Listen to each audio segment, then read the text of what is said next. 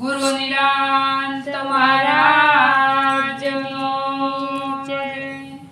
પૂજ્ય કાંજીરામ બાપુનો હેજી નામ વિના કોઈ તરે નહીં આ ભવ સાગરની મોય નિરાંત વંદો નામને તો જા જા દેખું ત્યાં સદગુરુ મહારાજનો જય.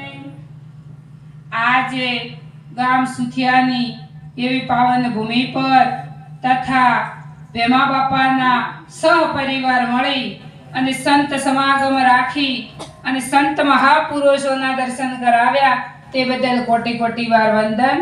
સંત સમાગમ હરિકથા દોહી દુર્લભ હે ભાઈ. આદ્વિત ધારા લક્ષ્મી તો પાપીને ઘેરે સુતવીત ધારા લક્ષ્મી તો પાપીને ઘેરે હોય. લક્ષ્મી એટલે પાપીને ઘેરે ધન દોલત દીકરા આ તો પાપીને ઘેરે છે. પણ આવો સંત સમાગમ એ કોઈ સંત વિરલા રાખી શકતા હોય એટલા માટે અહીંયા વધારે અમારા સદગુરુ મહારાજ કાંજીરામ બાપુ સાથે સંત માતા વિજયબા મહારાજ અને નામી અનામી જે સંતો વધાર્યા તે સર્વત્રને જય ગુરુ મહારાજ. સંત મહાપુરુષોએ કીધું કે ભક્તિ એટલે ભય મુક્ત.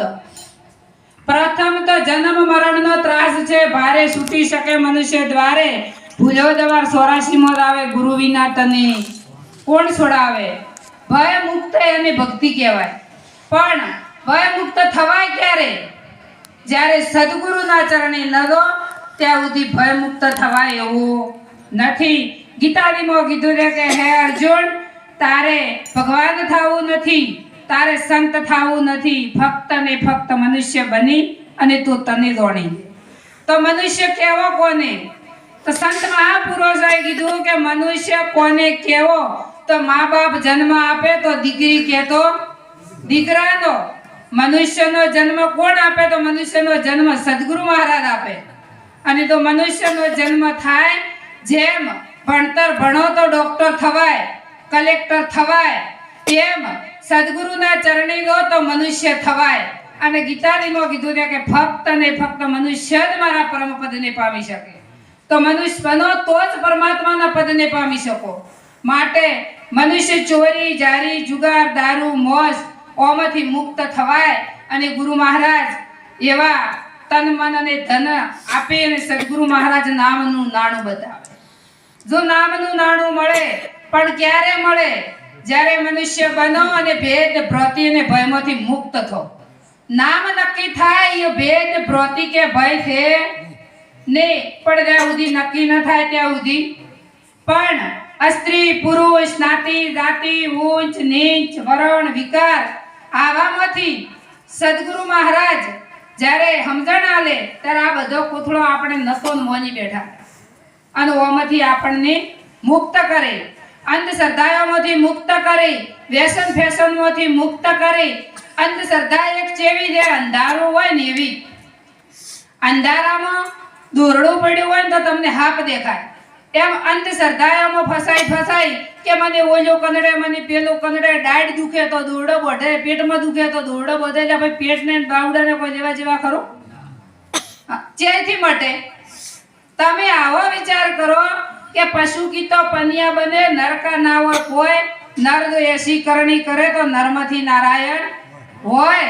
નરમાંથી નારાયણ થવરાય. પશુની તો કદાચ ખાલી આ પશુથી નીને તો સોબડે હોય નીનો જોડો થઈ, કદાચ મંદિરમાં નગારા થઈ નગારે થઈ, પણ આપણું તો કોઈ થવાનું.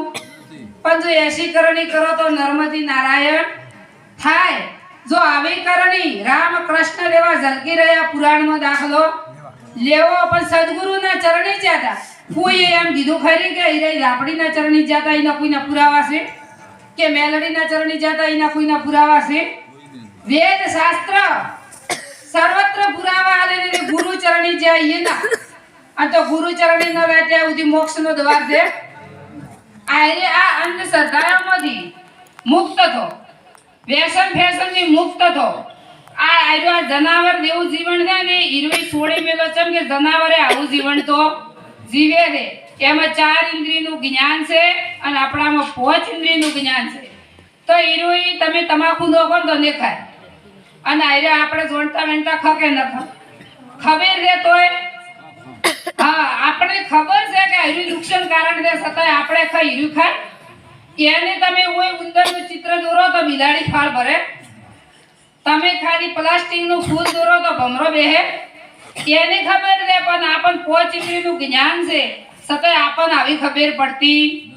પણ જ્યારે સદગુરુના ચરણે જો અને જ્ઞાન દ્રષ્ટિ પ્રાપ્ત થાય તો આયરામાંથી બધામાંથી મુક્ત ખવરાય અને પ્રગટ પરમાત્મા નક્કી થાય. જ્યાં સુધી પ્રગટ નક્કી થાય, અઘાટ નક્કી થાય તો જ ઘાટ છૂટે, નકે છૂટે એવો નથી. માટે સદગુરુના ચરણે જવાની જરૂર છે. આવો અમૂલક હીરલો હાથ મળ્યો છે, ફરીવાર મળવાનો નથી. માટે ચેતી દો, જાગો, સંતોના વચનોમાં રહી અને ભવસાગર તરી દો. સદગુરુ મહારાજનો જય. ખૂબ ધન્યવાદ.